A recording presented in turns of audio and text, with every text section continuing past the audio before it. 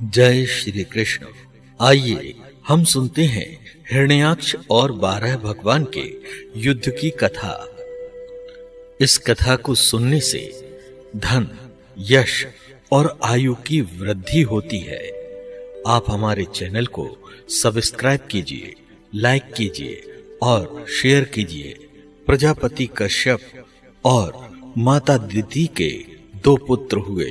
बड़े पुत्र का नाम हिरण्यकश्यपु रखा गया और उसके बाद जो उत्पन्न हुआ उसका नाम हिरण्याक्ष रखा गया।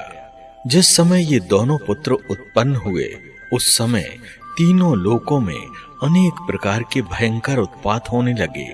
स्वर्ग, पृथ्वी, आकाश कांपने लगे और भयंकर आंधियां चलने लगी।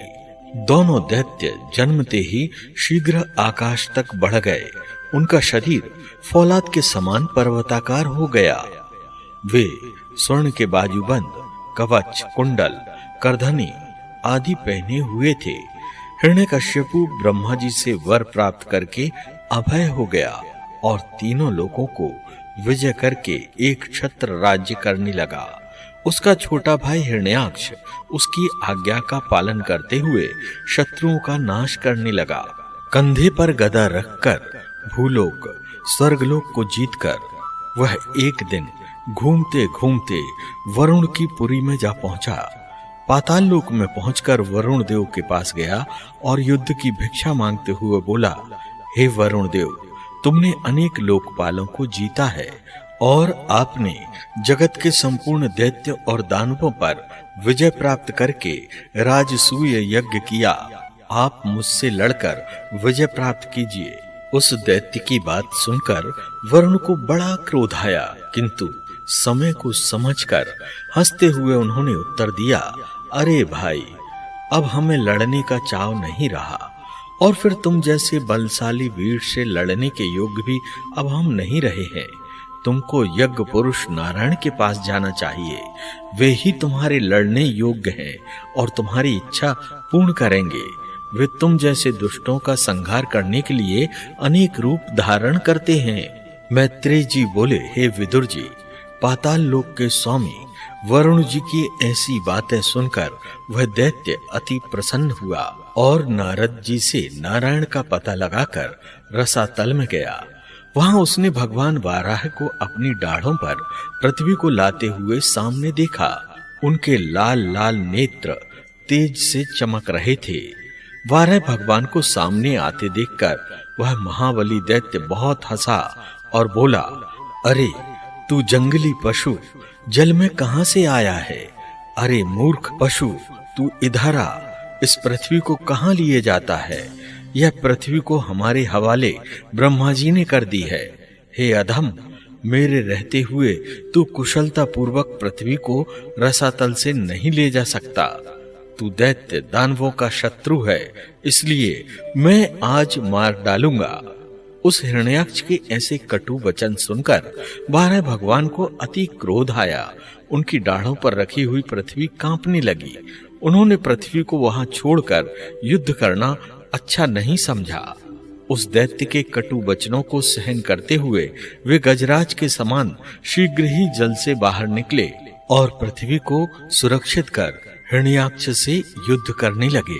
हिरण्याक्ष और 12 भगवान में परस्पर भयंकर युद्ध होने लगा। मैत्रेय जी ने कहा, हे विदुर जी, उन दोनों के युद्ध को देखने के लिए ऋषियों सहित ब्रह्मा जी वहां पधारे। ब्रह्मा जी ने प्रार्थना करते हुए भगवान से कहा, हे भगवान, यह दैत्य मुझसे वर प्राप्त करके अति शक्तिशाली हो गया है। सायंकाल की बेला में इसका बल अधिक प्रबल हो जाएगा। अतः आप अपनी योग माया से शीघ्र ही इसका वध कीजिए।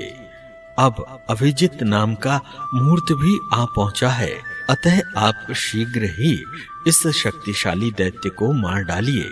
इसकी मृत्यु आप ही के द्वारा होनी है। यह दैत्य हमारे बड़े सौभाग्य से मृत्यु से टकरा गया है।